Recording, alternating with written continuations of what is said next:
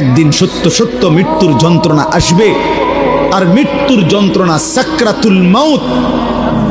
আল্লাহ কোরআনে ব্যবহার করছেন, তাফসীরের মধ্যে আছে। কারো মৃত্যুর যন্ত্রণা যখন শুরু হয়,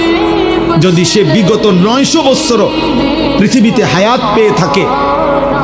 আর 900 বৎসর আল্লাহর নাফরমানি করে থাকে, কিন্তু 900 বৎসরে কোনোদিন 1 সেকেন্ডের জন্য